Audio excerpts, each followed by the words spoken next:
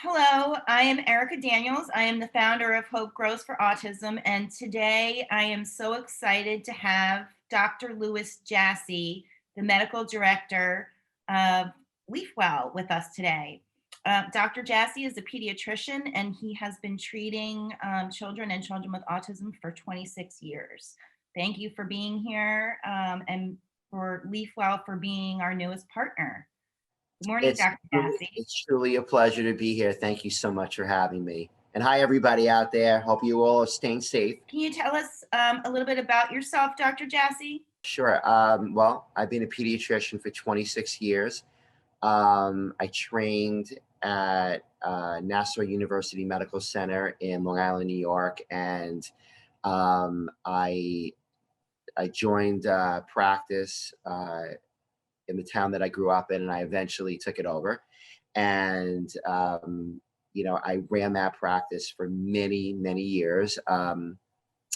And I got to treat a variety of different pediatric cases, including something that I've been as passionate about as anything in my career, and that's treating children with a variety of developmental issues, including in the context of this talk today, children on the spectrum. Yeah, it's something that's been extremely dear to me, and really carved a niche for myself at treating people, where people would even come nationally to my practice to look for solutions for their children to receive care for their developmental issues, and it's been a really wonderful experience for me.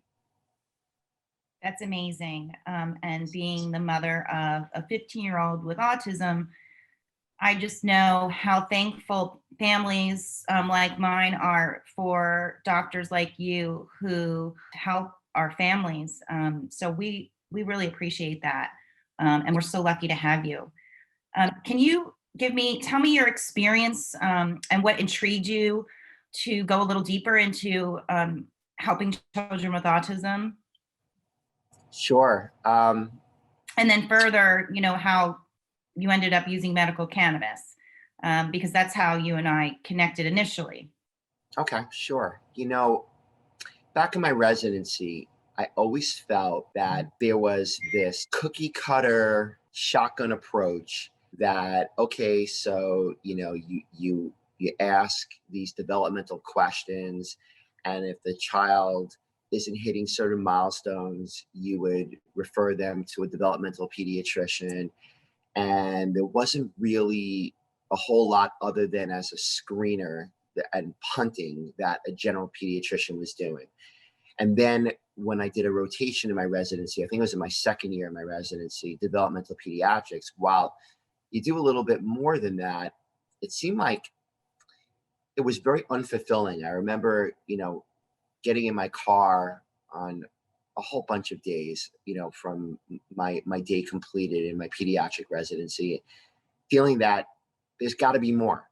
There's got to be more. These poor kids, these poor parents, what they're going through, and they deserve more. We dig deeper for looking for cures for a variety of illnesses, and this is every bit as important. So I had this fire burning inside of my gut that perhaps I could do something to dig deeper. So, I went to lectures with national experts coming in, and I would stay afterwards, and I would press them a bit, and I would inquire about a variety of things. And, some of the exciting information that they were sharing, I would take to heart. And sometimes it would spring other ideas off in my mind, and I would create some of my own ideas. And so inevitably, as my residency continued, and I would have children in my clinic that I was working in, and I would start to push the envelope a little bit more, and push it a little bit more, and delve and in question. And, sometimes I would get back up in the process, and not everybody was thrilled because, there's a child with an ear infection waiting. But this was important to me. This was really important. I thought that those children deserved extra time and shouldn't be cookie cuttered. And it wasn't about finishing the chart and going to the next. It wasn't a factory. It was about the child. And when I joined private practice, I had a lot more autonomy in being able to do that on my terms. And until eventually when I, starting in 2001, I actually started running the practice.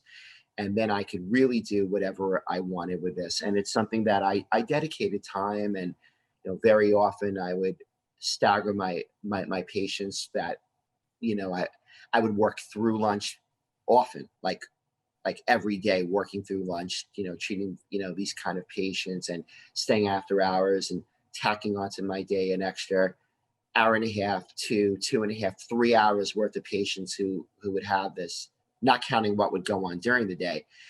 And Right. then eventually it became certain, half days, and then became full days that I would dedicate to, patients who would do this. And, I'd have other people in the practice saying, well, maybe you should dedicate some time to other things too. But this was something that was just so dear to me. And where else were they getting it from? And the people that were going elsewhere, like, well, I went to this neurologist, or I went to this developmental pediatrician, or I went to this center, or I went to this Dan doctor, and I had this workup. It seemed incomplete, or it seemed like everybody had the same workup. And then what did they do with it? What did they do? It seemed like that they checked boxes on a workup, but they didn't really do anything with it. So it was interesting. I started off, like, one of my big aha moments came where I started realizing, as I'm sure your audience is aware of, that yeast is a component with a lot of these kids. Not everybody, not most, but many, many children had issues with yeast. And, there's a lot of pediatricians out there. Not everybody. I'm not throwing everyone under the proverbial bus, but there are people that, just frivolously use antibiotics where it doesn't belong. And one of the side effects of antibiotics is that it could promote yeast growth. And, you know, um, I started putting children on diflucan, which is something that, for the moms in the audience, if you had a yeast infection, your gynecologist would put you on that. So it's nothing witchcraft here. It's nothing off the beaten path. It's FDA approved drug for yeast, treatment. And I started seeing, when kids are on diflucan, tremendous success, and it blew me away. It really blew me away. And we could talk hours about that. But this one child in particular, it's a story that I shared with you recently, Erica, that I think the audience would find interesting. So I took over the practice from a pediatrician who practiced for a very long time. And like most pediatricians back then, their office was in their basement. It was a tax write-off. It was something that a lot of people would do. And it was a dreary, antiquated setting, smelled a little musty. If you looked outside in the few windows that were in the office, it was underneath his deck of his house. This is all relevant to the story, by the way. And so this girl, Emily, who I inherited from a prior pediatrician, if you took a look at her chart, it was like this thick.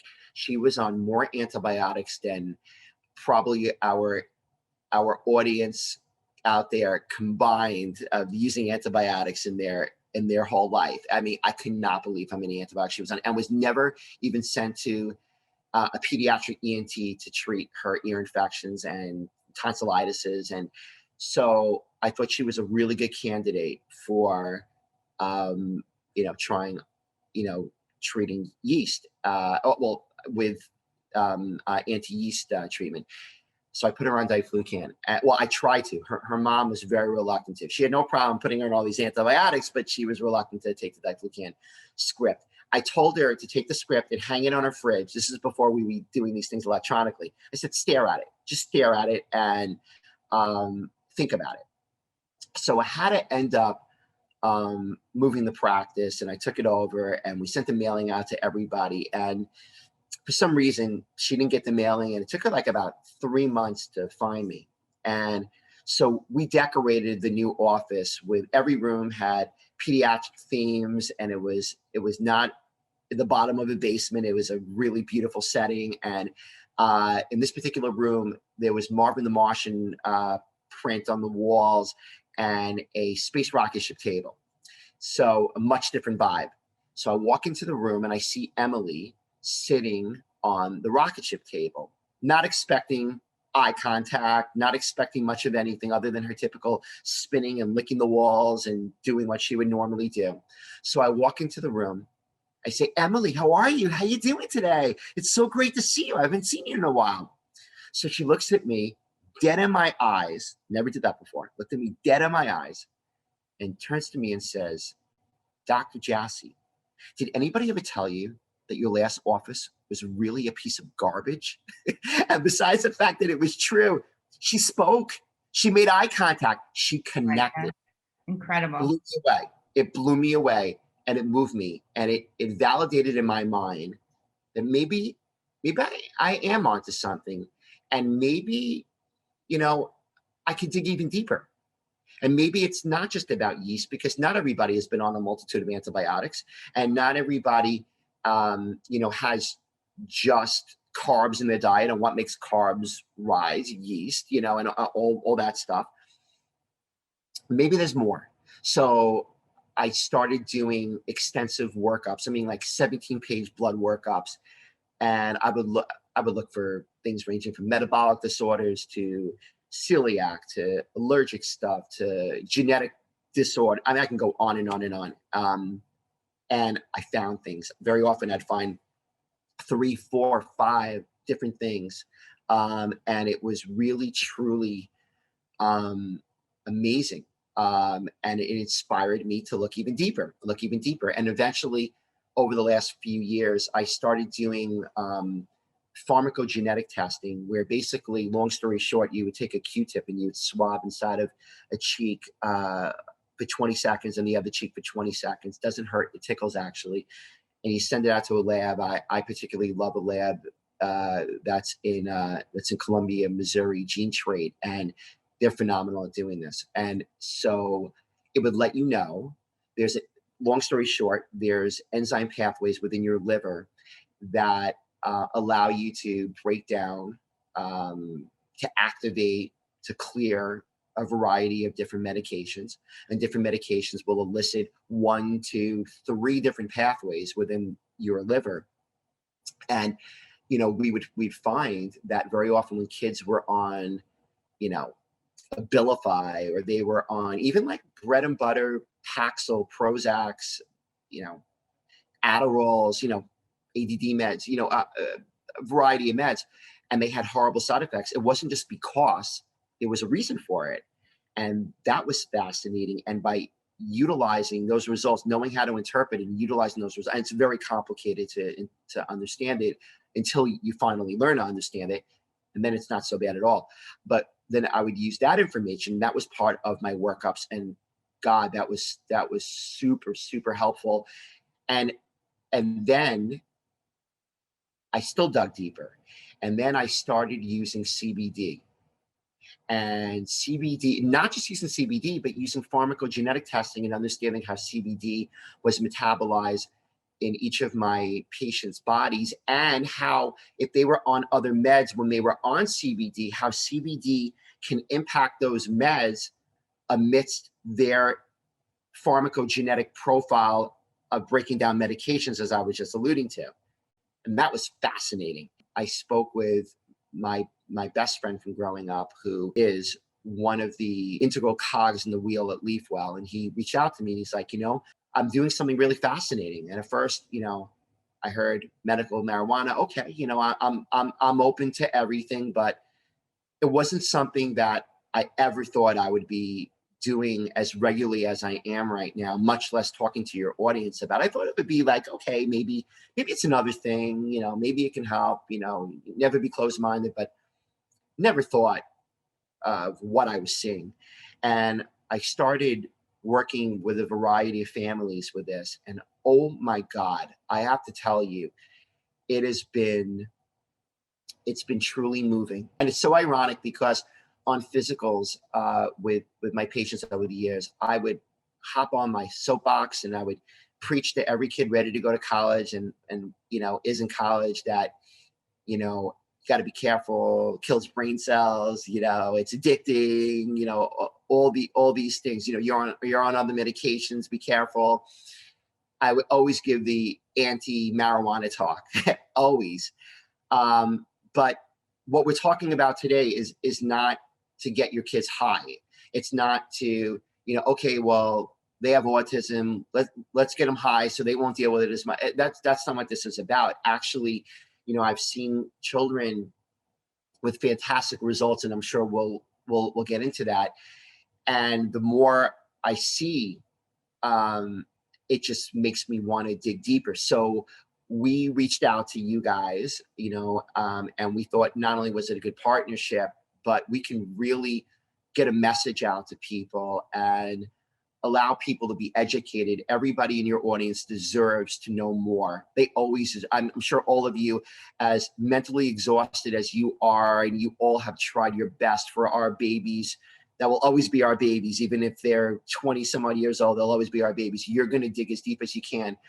And when there's something new that you haven't tried before, it's worth it to give it a chance. And I was cynical too. As doctors, as scientists, we always have a hypothesis in front of us that we're supposed to disprove and prove. And believe me, I put this through the ringer, but the results I've seen are so staggering. And we as a company, we're actually doing research, and we're trying to hook up with major institutions in our country to even give it more credibility. And believe me, it's going to be out there on a much more globally accepted level in a very short period of time. This journey has been such an enriching one for me, and we're happy to share that with your audience today. Again, it's just so incredible to have you with us and talking to our audience and have such passion about it. We just need more doctors like you, for sure. So I learned too. So my son's 15, and of course, spent many years traveling the country, seeing different specialists, trying a lot of course, on-label pharmaceuticals, supplemental type things, off-label type things. We did try antifungal and antiviral type things that were helpful. So what we kind of found was a lot of things helped, but not enough. And when I say not enough, my son is more severe, and he began having, really debilitating meltdowns.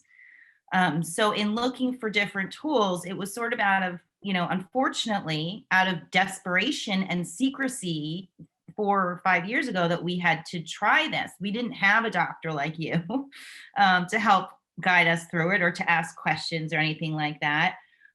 So what do you find in your patient population? When is a good time to bring medical cannabis into the conversation, or what other symptoms or comorbid issues do you think you might think of when you're, looking to bring up cannabis for a patient with autism? So as you know, and I'm sure the audience out there knows, you really can't cookie cutter any one situation. You can't say, well, all autistic children are the same and you treat them all in the same, shotgun approach.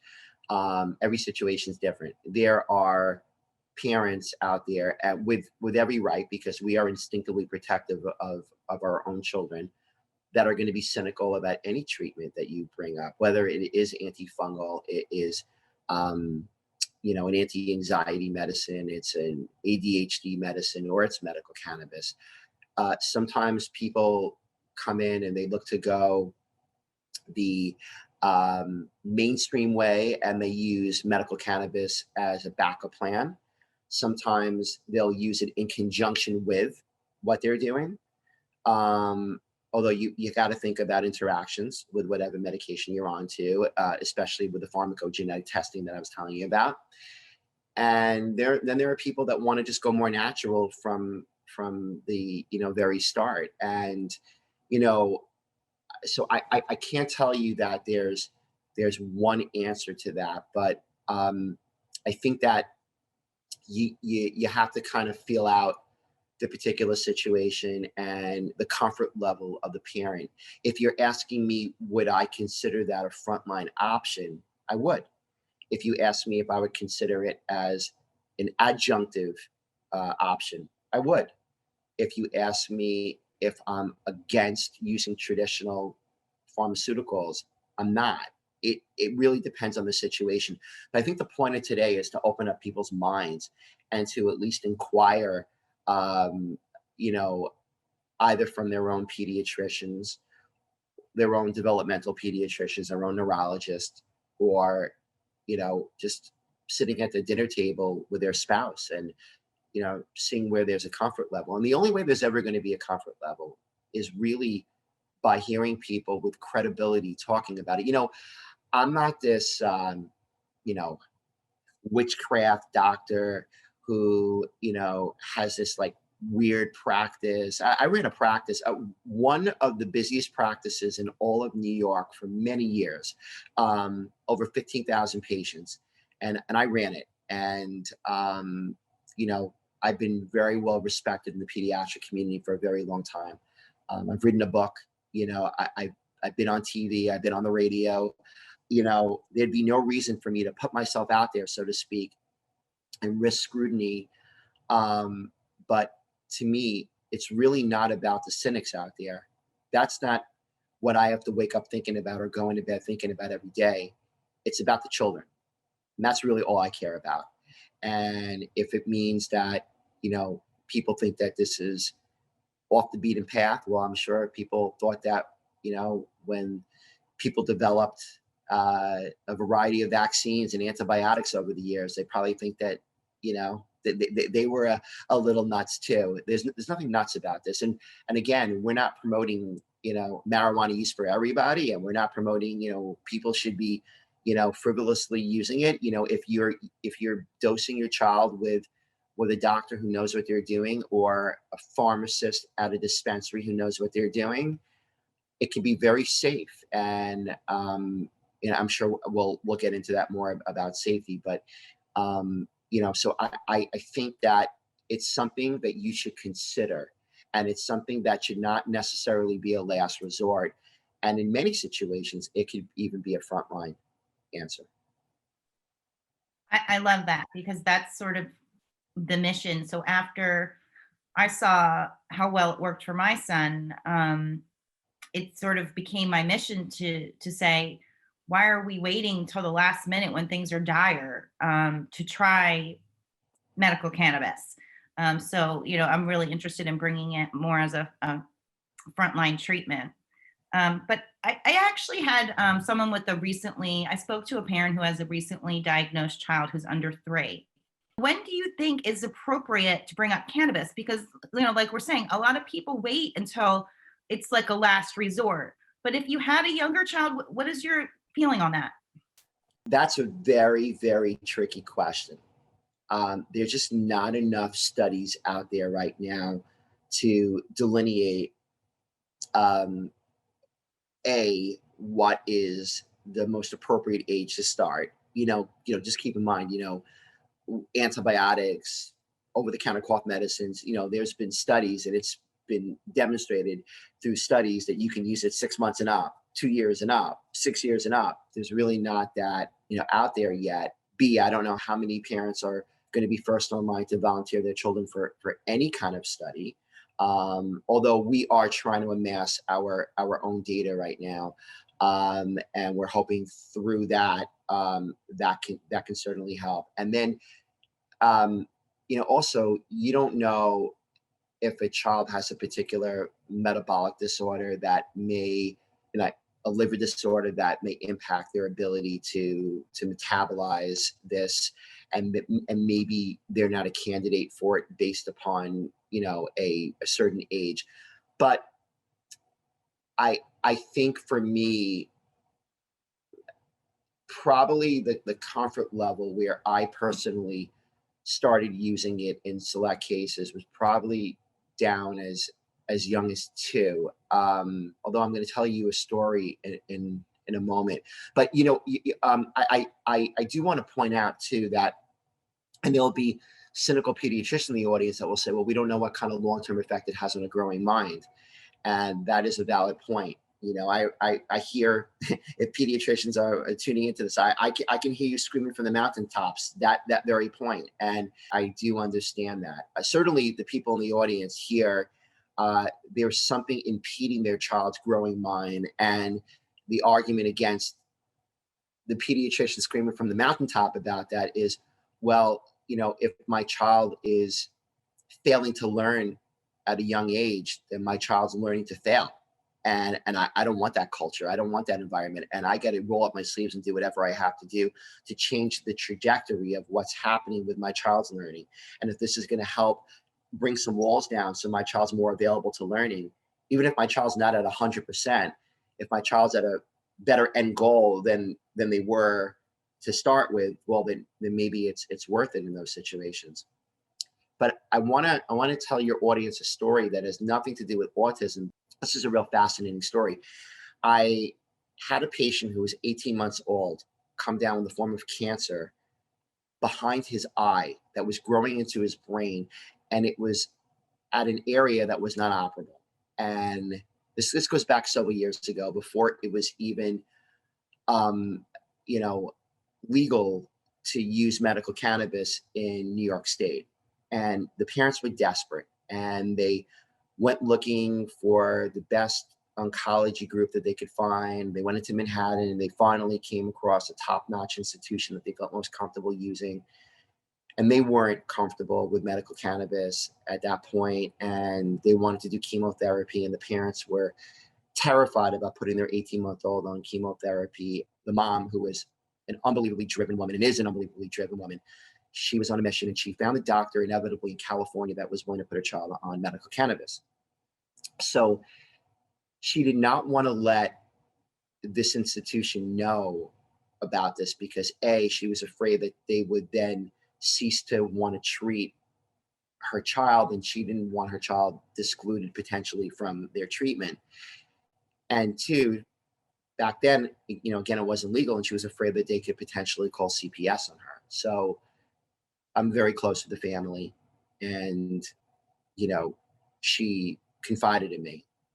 She asked me not to tell anybody. I didn't tell anybody, and I thought it was remarkable what they were doing. So there was an MRI that was obtained initially. So 3 months later, this institution said, okay, we recommend chemo, but if you don't want to do it, we're going to get serial MRIs. And 3 months later, they got a repeat MRI, expecting it to grow, right? And they sit the parents down and they say, we don't know how to tell you this, but and the only explanation for this is a miracle. Your child's tumor dramatically shrunk, and it never came back again. They showed me the MRIs. I saw it in black and white for myself. It was fascinating. And I think that, we all have these moments in our career that are moving moments, that are, turning point moments, just like my diflucan moment with Emily when she was sitting on the rocket ship table. I think that this was a moving moment for me. This was a game changer. And so he was dosed correctly. The parents were diligent about it. They used professionals who had experience to guide. They didn't just do it off the seat of their pants.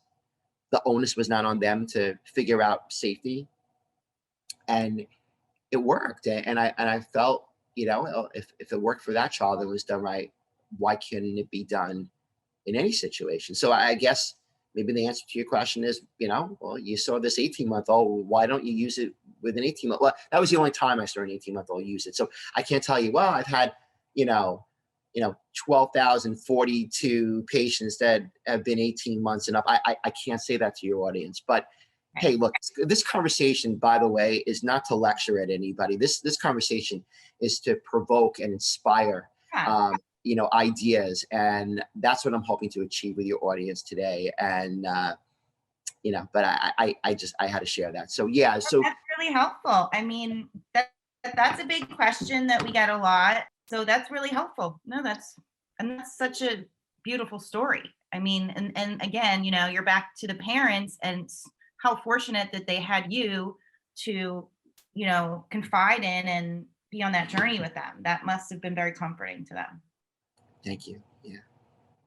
Um, so a lot of people, we talked about this a little bit, but one of the questions we get a lot is what could be the side effects? What are you worried about? Is there anything you're worried about when you're considering giving a patient cannabis, or anything you'd ask parents to look out for? I think the thing that I would be most concerned about is the desperate parent who goes rogue and decides to dose it themselves.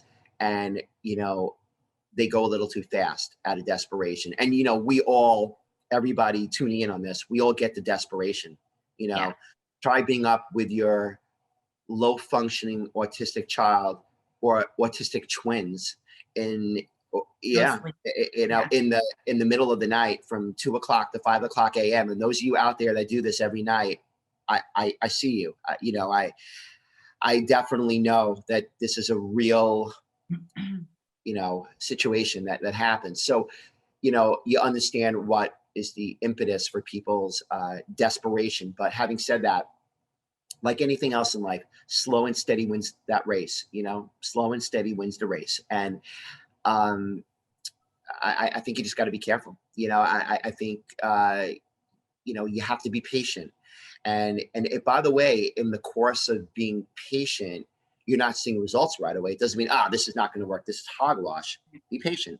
Everybody responds differently to different medications, including medical cannabis.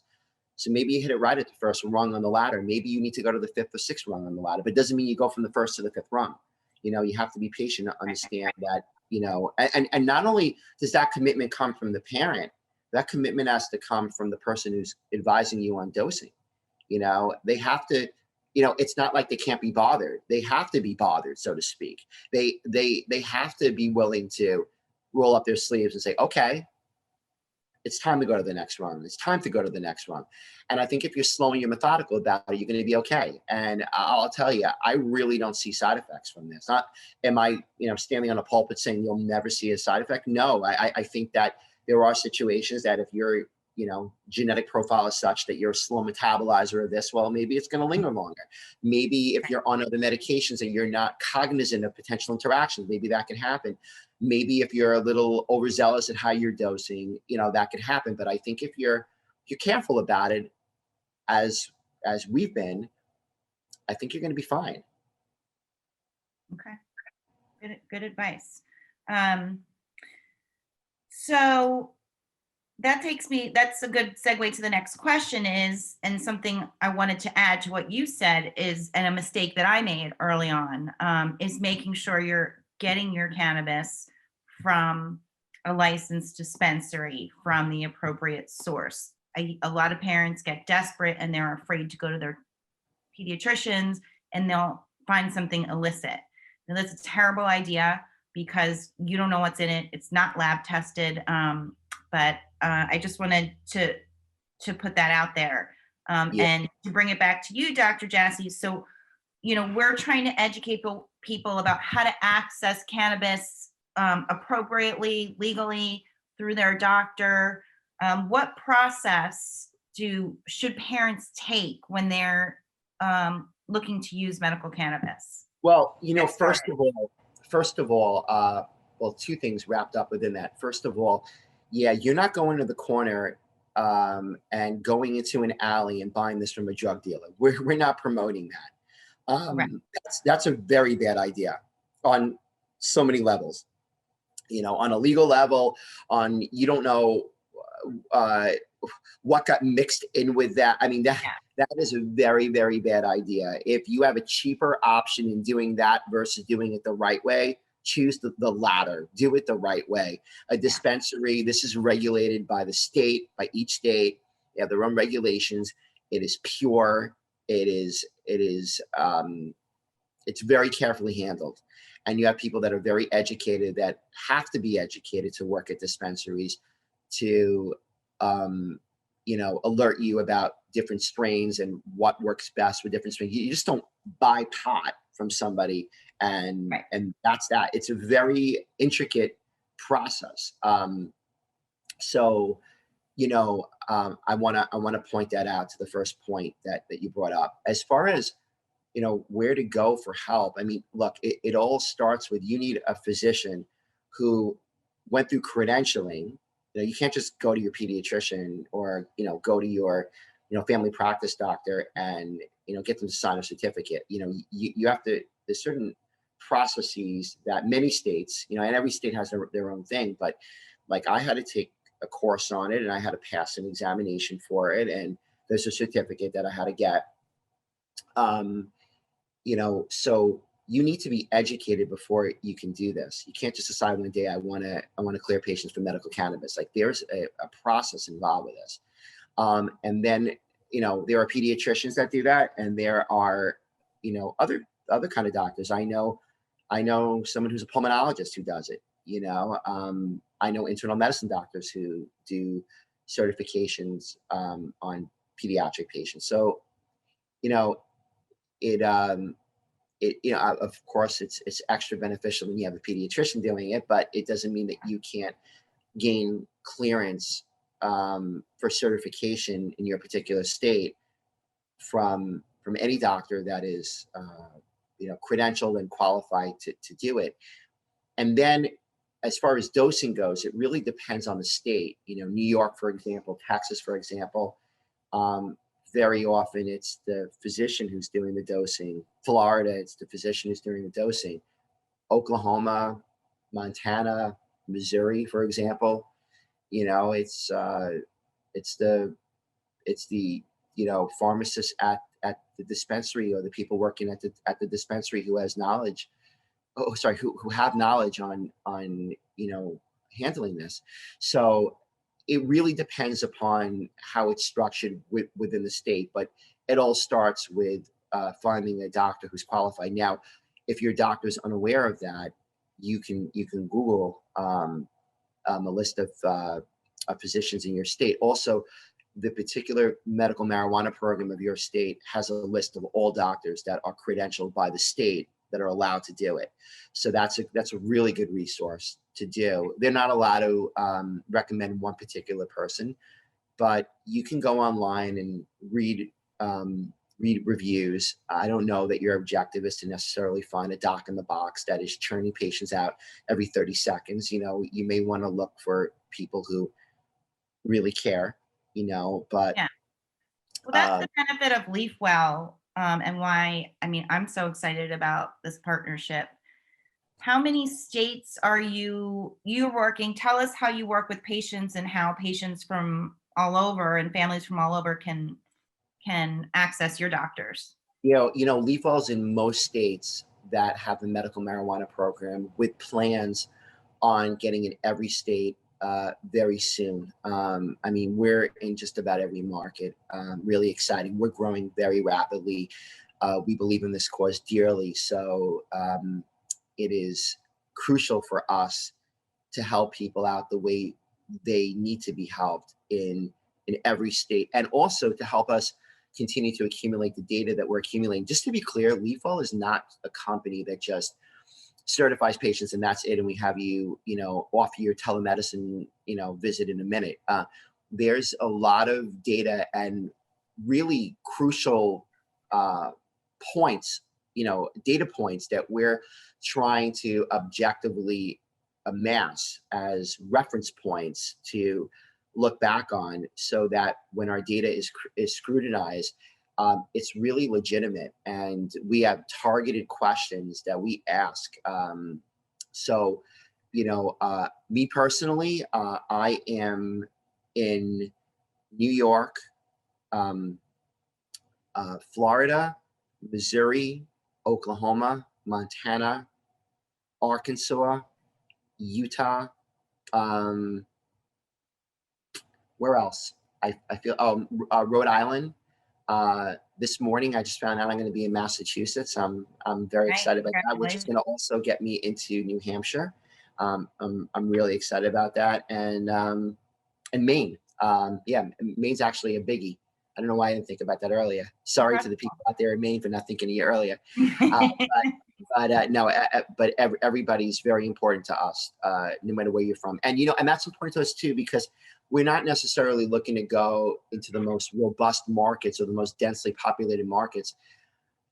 People are people, and people need help from wherever you are. There are some people that I speak to in rural areas that don't even have mailboxes, and that they have mailboxes down the road, because mailmen and mail women won't be delivering mail to their house. They're so far off the beaten path, and they don't. When you bring up and you ask them if they've seen specialists, there's like hardly any specialists in driving distance from where they are. So Wow. we, with the really flourishing of telemedicine, we can be in your home, no It's matter where amazing. you are. So we want to help anybody and everybody, and Yeah. that's very important to us at Leafwell. Well, and it's an extra benefit because even, before even, it's very difficult to get your autistic child together and to the doctor and make a big trip. So I think the telemedicine thing is really, really helpful, particularly for our families and population. Do you I, know? I'm sorry to interrupt you, Erica. That is such a great point that you bring up, and you yeah, know, uh, while this is not a per se a telemedicine, conversation. Leafwell is a telemedicine company, and in the vein of children with autism, there are parents who don't bring their children to the doctor because it is very hard to drive in the car with their child who is banging their head into the parent's head who's driving on a parkway, or is trying to jump out of the car, or in the waiting room, the parents getting dirty looks because the child is spitting all over the place, and being disruptive, and the people in the waiting room that are giving those looks, they don't understand. They just don't yeah. understand. This is not a Waiting is choice. hard. This is not a Yeah, choice of the family. Like, they're not trying to make everybody feel uncomfortable. Believe me, they're more uncomfortable than you are in the waiting room, and getting their child to the doctor and trying to elicit any kind of a good exam is not going to happen, and they feel it's a waste of time doing that. This is fantastic for those families amazing. out there, and the families out there who experience this. You know what I'm talking about. This is a great opportunity for you, and you can have just comfort, and actually, by the way, children always do best on the spectrum in their own environment and in their own routine, right? Right. Routine is very crucial for a lot of these patients. So to be able to, engage not just with the parents, but even with the children in their Yeah. playroom, is a big opportunity through telemedicine, which is something that we do quite frequently, and it works, well, and it's a Good. good way of objectively assessing a situation, because can you really gauge how a child is if they're out of their environment, and they just had to get reprimanded by the doctor's office's staff because they didn't understand how they were acting in that waiting room, and there was tension. So I think that this is such a better forum for ascertaining the very best objectivity of how your child is doing on this kind of treatment. Yeah, I completely agree. The last thing I want to ask you is about the actual medicines, and THC and CBD, and what your thoughts are on using both of those cannabinoids, as opposed to maybe like an over-the-counter CBD type of product. Well, look, you got to be careful with over-the-counter CBD products. You can go into a gasoline station and you can buy CBD. I mean, it's everywhere, and you don't know where it came from, and what country it came from, and what kind of regulations are in place there. How it was monitored before it got into the package. You just don't know that. So I think if you're going to do it right, my wife's grandmother used to always say, cheap is expensive. And that's really true in anything in life, whether you buy something for your house, or, you have a deal in fixing your car, or you're buying the right medication for your child. And, if it is going to cost you extra because you have to pay a doctor's fee, and it's going to cost you extra because you have to pay a state yearly fee, unless you're in Oklahoma and it's 2 years, for getting a medical marijuana card. um, you know do it the right way. At least when you're going into a dispensary that everything is regulated on a state level. There's nothing that is going to go wrong from a purity standpoint. There's nothing that's going to get mixed with it. it's Right. it's They're it's lab regulated, tested in it's most states, tested. right? I'm sorry. The medicines are lab tested in most states. It's Oh required. yeah, and Yeah.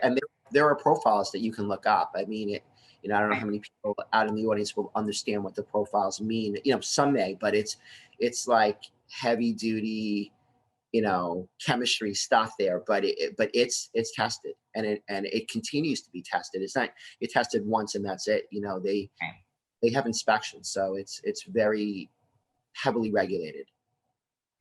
And what do you say to people who might be afraid of the THC part of the plant or medicine? Yeah, well, again, I think like we said earlier, I think slow and steady wins the race. I think there's situations that maybe you have a mild condition that maybe you can start with CBD, or maybe if you still want to put your foot in the proverbial water and not dive in head first, maybe you can use CBD and see where it takes you. And if it doesn't take you to the promised land, so to speak, then maybe you could take it a little further. I don't think you need to be afraid of it, but I think we as physicians and nurse practitioners and physician's assistants, all of us who are clinicians, need to we really need to understand our audience. And if that warms a parent up to the idea of embarking on this journey, then so be it. That's okay. It's fine. We have to work with you. We're a team. But am I afraid of it? No. And I don't think you should be either. And when would you think would might be a good time to use more THC, or is it just really variable? I mean, I find in my house, kind of the harder the struggle, the more THC we tend to need. But that, you know, I don't know what your experience is. Yeah. Yeah. I think it really depends on the case and the severity of the case, or a failure with CBD. Doesn't mean that you only go on CBD with THC if you have a severe case, but obviously, like Right. anything else in life, the more severe a situation, um, the more pressing and desperate you are to roll up your sleeves. That much more. I think that I don't want to sound like a politician ducking a question, because I don't really mean it that way. It really Okay. is that each case is individualized to itself. But um, it's okay to be in the position to give it a try. It doesn't last and linger for an indefinite period of time. It does. And then the other thing is, you may have a situation where during the if your child's extra sensitive to it, maybe during the day, maybe you're just using CBD, and then maybe at night you're using CBD with THC mixed in with it. It doesn't have to be an all or nothing phenomenon. There are situations Right. where you're mixing and matching, or maybe you're changing your dosages. Maybe the dosage is too robust during the day, but at night it's actually more welcome than anything else. So Right. I think you got to take each case as it comes. Awesome. Well, thank you so much, Dr. Jassy. And again, it's just such a pleasure and a breath of fresh air to have a pediatrician like you talk about this with us. And is there anything else you want to share? I would just say that I want you parents out there to to not give up hope, and I want you to know that there's a newer avenue, not newer in the world. There are people in the world that have been using this for quite some time, but in this country, there's something that you really need to seriously consider, that's becoming more accepted finally. And people hear you. You've been you've been screaming for a while to dedicate more to this. I know I've spoken to thousands of patients over the years, of families over the years. Um, we hear you at Leafwell. We hear you for sure, and we're here to help you. We would love to help you out. If you have any questions, you certainly can, you know, send in email questions to Erica, and we'll be more than happy to assist. Maybe we could do another one of these, and we can, you know, have an open forum and, you know, get some participation from the audience. But, you know, whatever you need, we're here, and we're happy to help get your children certified. And it would truly be an honor to do that, and, you know, help us continue our journey to help as many people as we can. So God bless you guys. Stay safe during this tough time in the world, during this pandemic, and I hope we get the opportunity to help you in some way down the road. And I hope you all got something out of this today. Thank you so much, Dr. Jassey. Yeah. We would love to invite participants to write in your questions, and you can find information and book your appointment at leafwell.co. That's .co, for more information on that part. And also, please go to hopegrowsforautism.org to connect with other families, and access, you know, information about medical cannabis where you live. Thank you so much. And again, Dr. Jassey Leafwell, we couldn't be more pleased to have you as a partner, and to have you share your knowledge and experience with our families and patients. Thank you so much. Thank you. Take care, everybody.